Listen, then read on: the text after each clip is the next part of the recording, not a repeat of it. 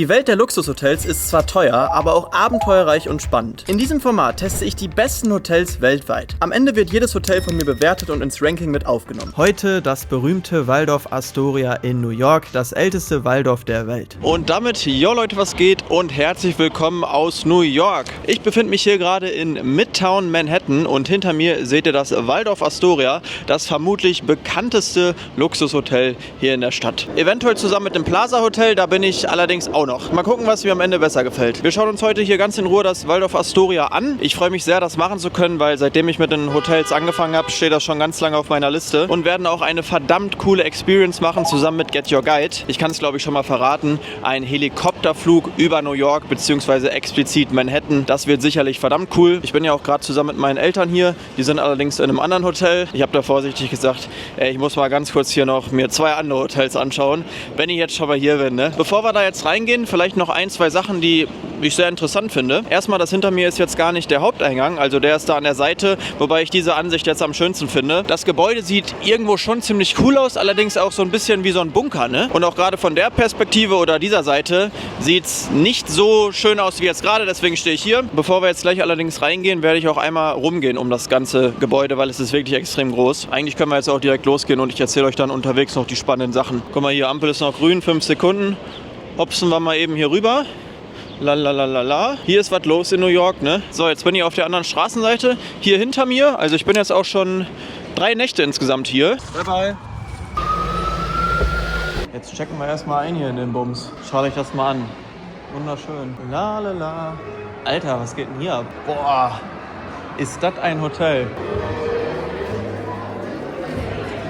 Ah, over there. Okay, perfect.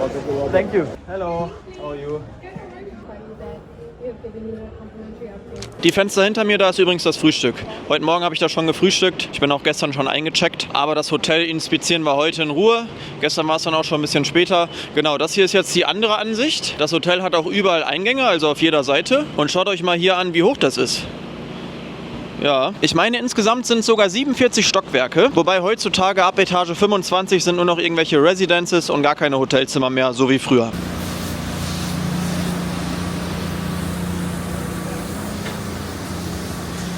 Ja, schon sehr prunkvoll natürlich, ne? Irgendwie. Ein prunkvoller Bunker mit goldenen Türen. Hier ist jetzt auch wieder ein Eingang, wobei das eigentlich auch nicht der Haupteingang ist. Ist vielleicht auch ein bisschen Definitionssache. Wobei ich würde doch sagen, das ist der Haupteingang.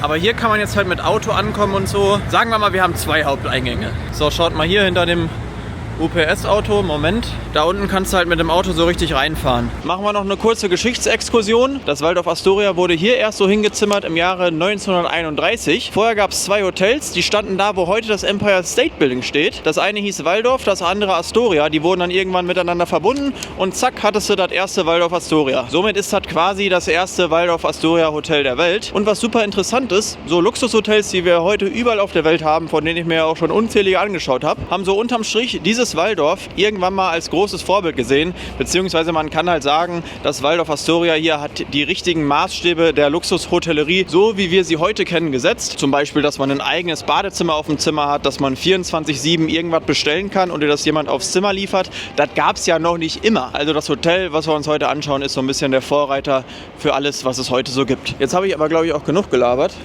und wir gehen mal rein. Welchen Eingang nehmen wir denn jetzt? Komm, der ist doch ganz nett. Oh, ich weiß gar nicht, ob ich hier filmen darf. Die gucken mich alle so böse an. Ich mach mal kurz die Kamera weg. Morning. Hallo. Thank you. Hallo. So, genau, diesen Eingang kannte ich jetzt noch gar nicht, aber sehr nette Leute. Und wir fahren jetzt mal hoch auf mein Zimmer. Es soll hier insgesamt eigentlich sogar bis zum 25. Stock gehen. Da muss man vielleicht die Aufzüge auf der anderen Seite nehmen. Ich bin auf jeden Fall in der 12. Etage und habe da eine Junior Suite bekommen. Wobei die Junior Suite 4 Quadratmeter größer ist als ein normales Zimmer. Aber trotzdem nett. So, schaut mal hier, Leute. Das ist schon wirklich spektakulär schön, ne? Hier diese ganzen Details, sogar schon auf den Fluren. Das ist schon ein toller Flur. Also das wirkt schweineteuer hier. Auch die Zimmertüren. Was nicht so ganz reinpasst, sind diese rot beleuchteten Exit-Schilder überall. Aber sonst wirklich klasse. Ich glaube 2 Milliarden US-Dollar hat ja der Umbau gekostet. Naja, ja, Schnäppchen. Und das ist mein Zimmer, 1237. Zack, bums, gehen wir mal rein. So, bumm, Lights on. Hallo, da bin ich. Ja, wie gerade schon gesagt, Junior Suite, 57 Quadratmeter. Schon super schön. Ich habe auch eine First Reaction gefilmt, als ich gestern eingecheckt bin. Und das skippen wir mal ganz kurz einmal hin. Das ist ja schon wichtig. Langer Tag heute gewesen, aber First Reaction muss ich hier auf jeden Fall mitnehmen. Upgrade gab es auf eine Junior Suite, wobei die, glaube ich, gar nicht so viel größer ist. Irgendwie 5 Quadratmeter als das normale Zimmer, was ich gebucht habe. Aber ja, trotzdem natürlich ganz nett. Und so sieht's aus. Schon sehr, sehr geil. Also wirklich extrem geil. Man darf halt nicht vergessen, ich bin hier mitten in New York, mit einer der teuersten Städte der Welt. Und lagetechnisch geht's vermutlich auch nicht so viel besser. Und dann findest du hier so ein krasses Zimmer vor. Das ist natürlich, okay, man darf auch nicht vergessen, es ist arschteuer. Klar, das habe ich gerade vergessen. Aber trotzdem ist es cool. Den Blick schauen wir uns später an. Ich wollte nur einmal ganz kurz hier durchgehen, damit ihr das einmal so seht, wie ich es jetzt gerade gesehen habe. Ich glaube 57 Quadratmeter sind das. Schon sehr, sehr schön. Gefällt mir richtig gut, ist ja auch ziemlich neu. Mehr geht fast nicht, ne? Absolutes Luxushotel. Wahrscheinlich eines der besten Waldorf-Hotels weltweit. Wobei ich ja jetzt auch schon einige gesehen habe. Ich lehne mich mal kurz aus dem Fenster.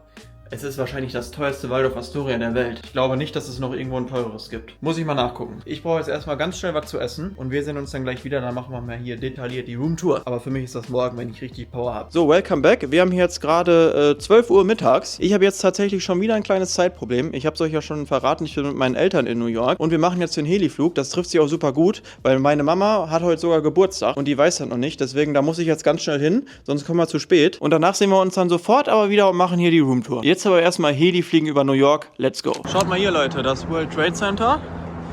Und hier ist gerade abgesperrt. Wir sind jetzt auf dem Weg zum Heliport, weil es kommt Prince Charles. Ich hoffe, wir kommen hier jetzt überhaupt lang. Ach, so ein Mist, weil wir müssen auf die ganz andere Seite hier von Manhattan.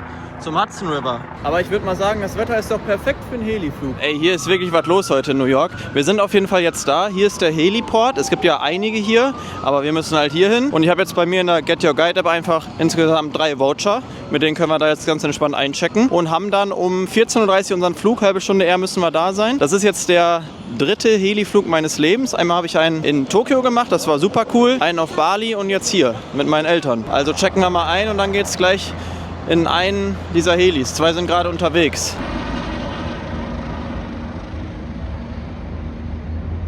Alter. Auch eine sehr, sehr geile Location hier, da die Brooklyn Bridge. Wir fliegen auf jeden Fall einmal zur Freiheitsstatue, die ist da hinten. Aber jetzt geht's erstmal rein. Wir mussten dann erstmal einchecken, das war ungefähr so ähnlich wie am Flughafen, nicht ganz so streng. Dann gab es noch eine kurze Sicherheitseinweisung, ein Video und nach einer halben Stunde Warten ging es auch los.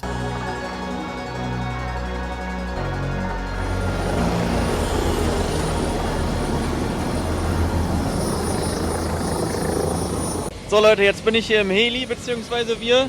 Los geht's. Ha. Oh, da kommt einer. Und dann sind wir auch schon abgehoben. Das Ganze war schon relativ spontan, doch da es sich um den Geburtstag meiner Mama handelte, wollte ich sicherstellen, dass alles perfekt wird. Get Your Guide hat mir das Ganze enorm erleichtert. Man kann verifizierte Bewertungen einsehen und in dem Fall jetzt diesen erstklassig bewerteten Flug sofort buchen. Und das hat sich einfach sowas von gelohnt. Meine Eltern hatten so Spaß, ich konnte ihnen die Freude richtig ansehen und sowas als Familie zu erleben ist natürlich sehr, sehr schön. Der Blick auf die Skyline, die Freiheitsstatue, einfach klasse und der Flug war zu 100% jeden Cent wert, wobei das gar nicht mit Geld zu bezahlen ist.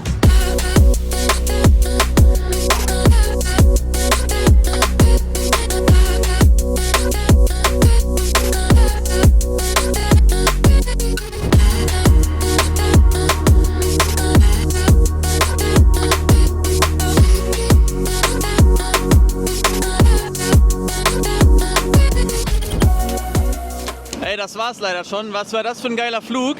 Also so über Manhattan zu fliegen, die ganzen Gebäude hier zu sehen, die Brücken, wirklich absolut geile Erfahrung. Das kann ich auf jeden Fall empfehlen, wenn man mal hier sein sollte. Checkt auf jeden Fall Get Your Guide ab, da gibt es nicht nur diesen Flug, da gibt es auch noch einige andere Flüge in New York, ganz viele verschiedene Anbieter, aber natürlich auch noch viel mehr Aktivitäten, die man hier machen kann, genauso wie für jede andere Stadt irgendwo auf der Welt. Ist Get Your Guide einfach eine super Sache, um schön relaxed Aktivitäten zu planen, zu buchen und natürlich dann auch Spaß dabei zu haben. Für uns geht es jetzt was essen und wir sehen uns dann vermutlich später im Hotel wieder. Und da bin ich auch schon wieder. Geile Erfahrung, also nochmal vielen Dank auch an Get Your Guide fürs Sponsern des Videos. Solche tollen Partner sind dann natürlich auch für mich immer klasse, um halt das Ganze so machen zu können, wie ich es mache. Und ja, ich habe ja schon gesagt, ich weiß gar nicht, ob ich es schon gesagt habe, eigentlich wäre ich hier nur eine Nacht hingegangen. Dann werden wir noch kurz zum Preislichen kommen. Also normalerweise kriegst du hier kein Zimmer unter 1,5 pro Nacht. Das muss man sich mal vorstellen, was das für eine Ansage ist. Wahnsinn. Ich habe über Sweetspot gebucht und konnte da gibt es hin und wieder mal für Waldorf Astoria Hotels, aber auch viele andere Hotels, 3 Nächte zum Preis von 2.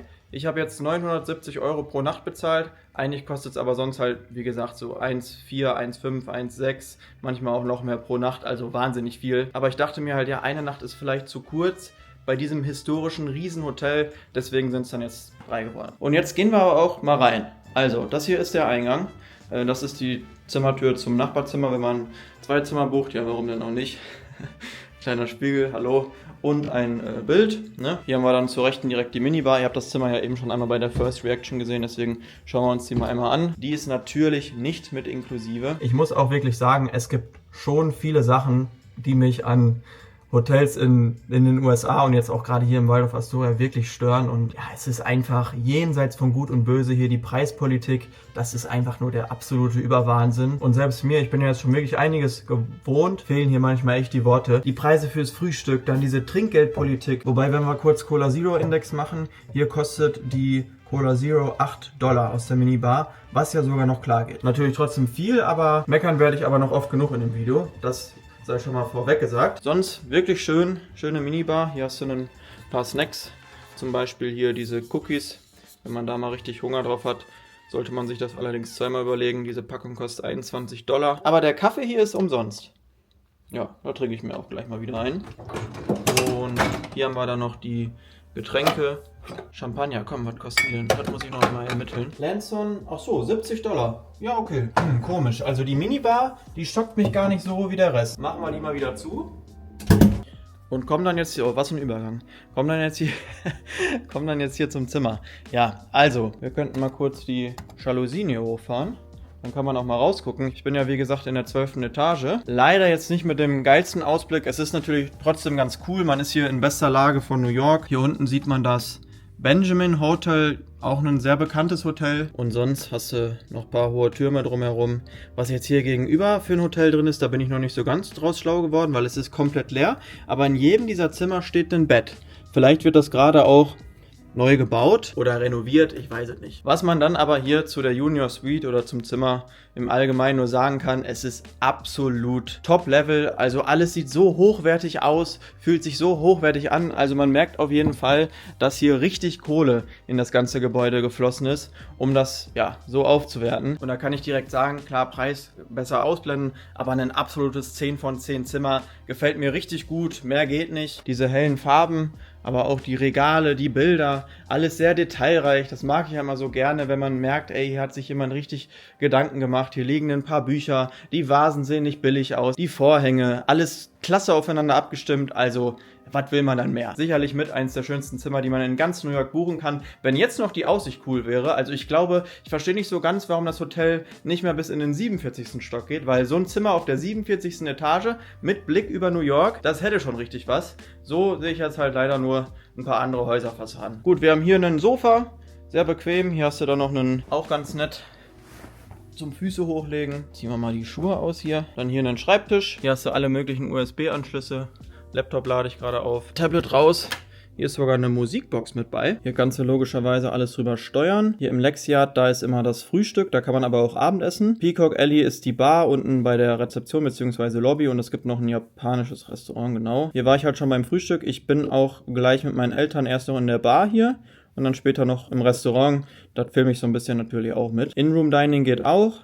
24/7. Zack, zack, zack. Continental Breakfast Set $55.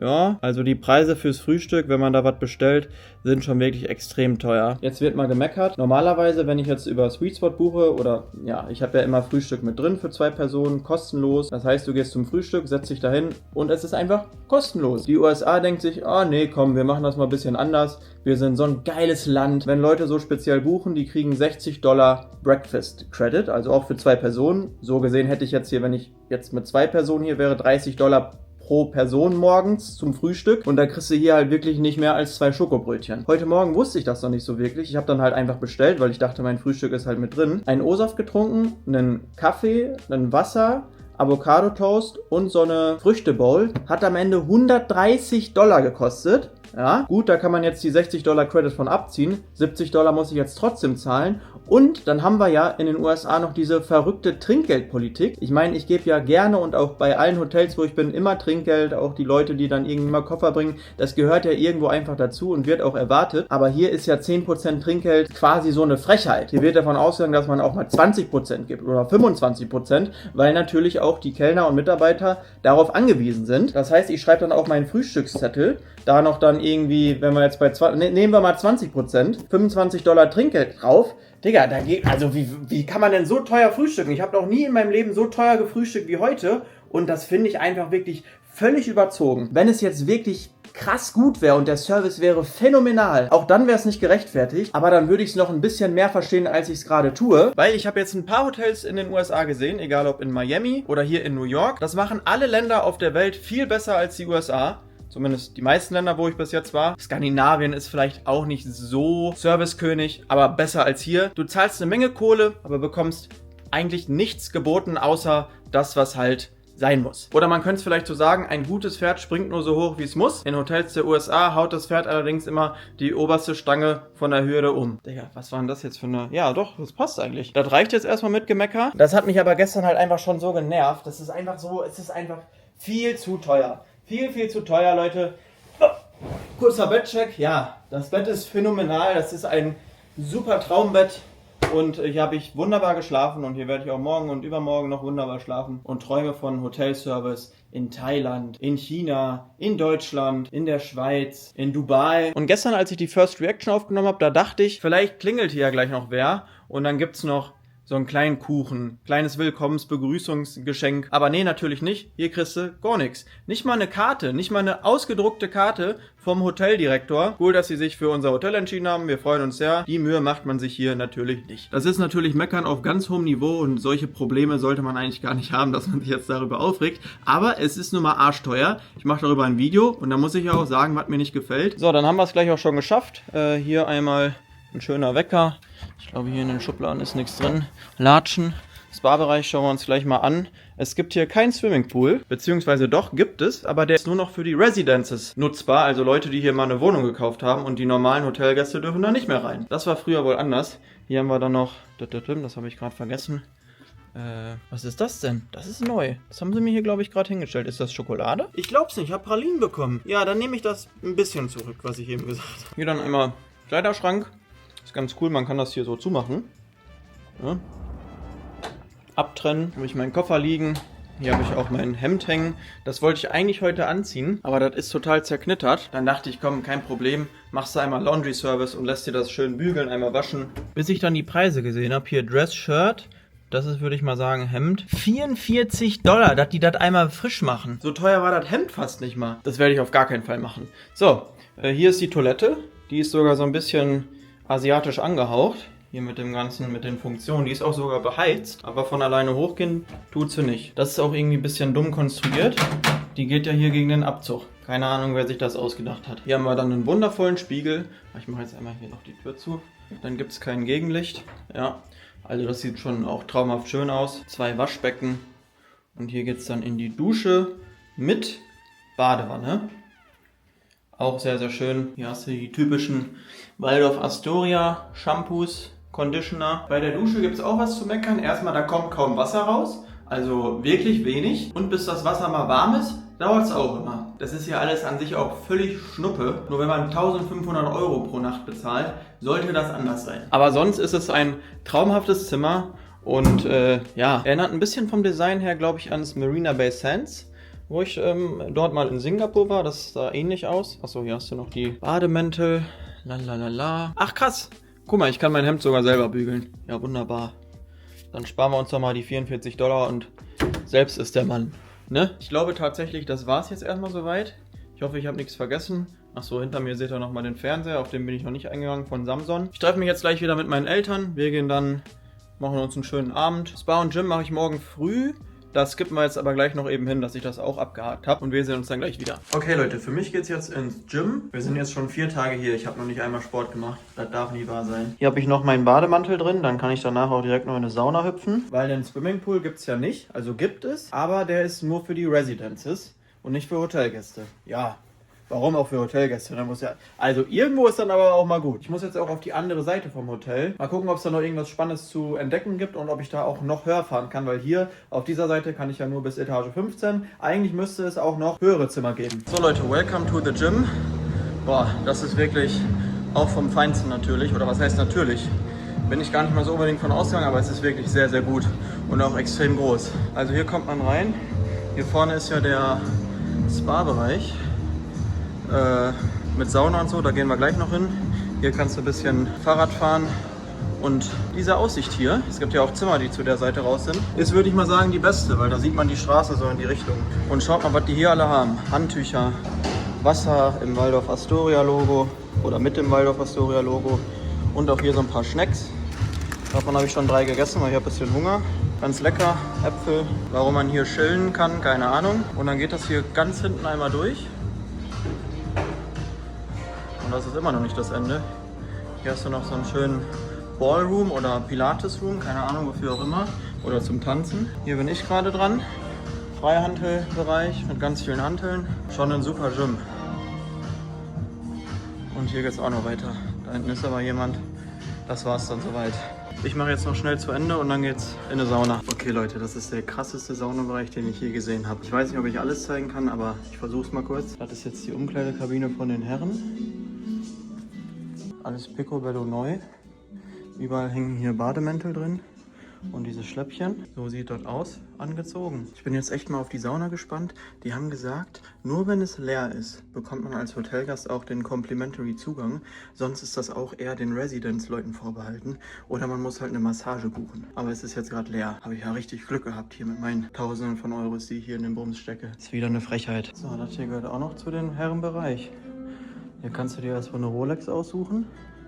Aha, meine Macarons. Guck mal hier. Super. Komm, das sieht doch verlockend aus.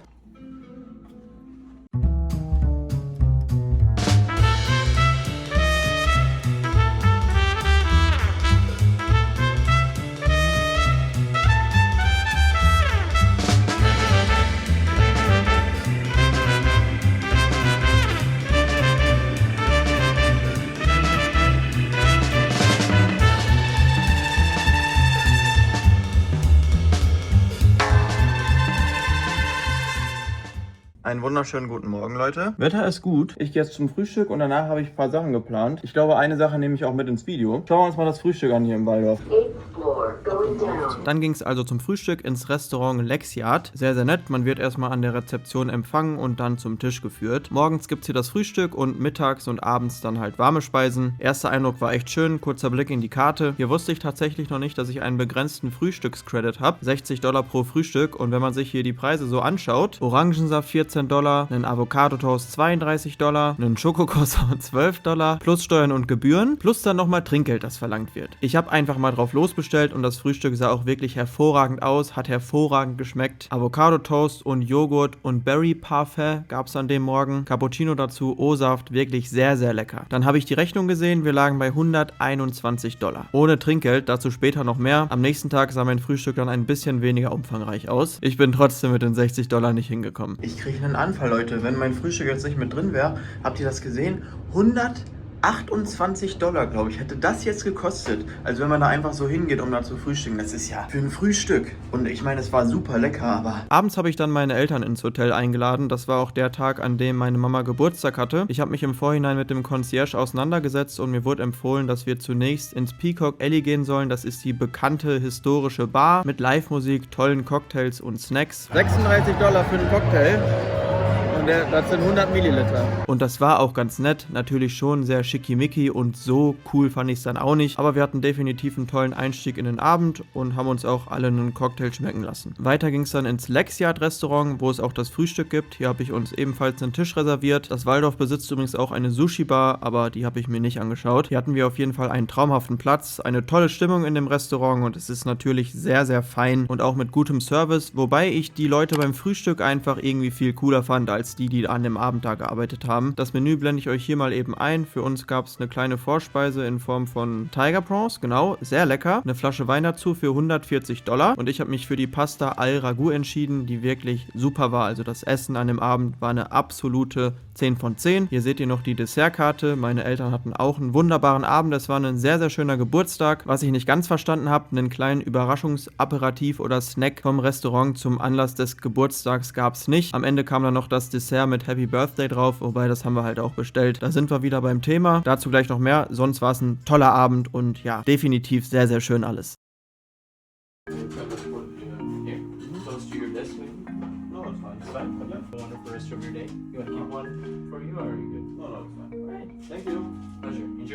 Ich muss auf jeden Fall in einer Stunde auschecken. Ich wollte eigentlich da frühstücken, aber ist hier viel schlauer. Den Kaffee habe ich mir mal besser selber gemacht und direkt $14 gespart. Wir haben hier einmal die Pancakes, dazu dann noch griechischer Joghurt mit Früchten. Sieht alles super aus, wird auch sicher wieder super schmecken. Also das Essen hier ist absoluter Traum, 10 von 10. Wobei ich so einen Pancake auch noch nie gesehen habe. Sieht aus wie ein Kuchen. Ich habe ja $60 Credit. Ich dachte, ja, sollte hinkommen. Der Pancake 32, die 26. O-Saft und Kaffee habe ich schon mal gar nicht bestellt. Dann wurde jetzt noch der Room Service berechnet und Steuern und Gebühren und zack, bist du schon wieder bei $89. Ich bin froh, dass ich hier gleich raus bin aus dem Laden. Dann geht's aber noch ins nächste Hotel. Zum Glück nur für eine Nacht. Ich weiß, das habe ich jetzt auch schon sehr, sehr oft gesagt, aber es ist schon wirklich andere Welt, andere Liga als alles, was ich so bis jetzt gesehen habe. Bisschen Beeren drauf. Ja, so sieht das doch schon viel besser aus. Bisschen Ahornsirup. Ich war heute Morgen laufen. Wirklich ein richtig großer Lauf über die Brooklyn Bridge, über die andere Bridge daneben auch noch. Bin schon um 5:30 losgelaufen und dann dachte ich, ja komm, dann mach jetzt mal Frühstück hier auf dem Zimmer und ruh dich noch ein bisschen aus. Naja, ich hätte gerne einfach normale Pancakes gehabt. Das ist doch in den USA so ein Ding. Was ist das hier jetzt für ein XXL-Ding? Hat den Jumbo Schreiner gemacht? Wahrscheinlich hier auf 1800 Kalorien zum Frühstück. Ich bin noch am Frühstücken, aber mache jetzt schnell die Bewertung, dann habe ich das nämlich schon mal abgehakt. Ich habe mir echt Gedanken gemacht, aber ich muss natürlich auch so einfach nach meinen Kriterien, wie ich das sonst mache, stumpf bewerten und gucken, was rauskommt. Und es ist natürlich ein absolutes Privileg, hier in New York in so einem tollen Hotel zu sein und hier so ein Video drüber zu drehen. Und es ist ja auch ein gigantisch tolles, historisches Hotel. Keine Frage, aber viele Sachen finde ich halt auch irgendwie, wirken dann so ein bisschen so, als würde man sich auf diesem Status das altbekannte Waldorf Astoria ausruhen, wobei das auch in vielen anderen Hotels in den USA, vermutlich sogar in fast allen, so ähnlich ist. Traumhaftes Zimmer. Aussicht könnte man vielleicht noch ein bisschen besser haben, aber da muss ich fairerweise einfach mal 10 Punkte geben. Sicherlich auch wieder Top 7 Zimmer, in denen ich jemals war. Essen hervorragend, auch 10 von 10. Das Frühstück, ich habe ja jetzt 3-mal morgens gefrühstückt, 2-mal im Restaurant, einmal jetzt hier. Bis auf den Pancake, den ich so jetzt nicht ganz verstehe, eine absolute Kalorienbombe und einfach schmeckt auch nicht so gut. Alles aber natürlich vom Feinsten, das merkt man, und auch das Abendessen mit meinen Eltern war richtig, richtig lecker. Da stimmt alles und jedes Gericht ist nahezu perfekt. Also wirklich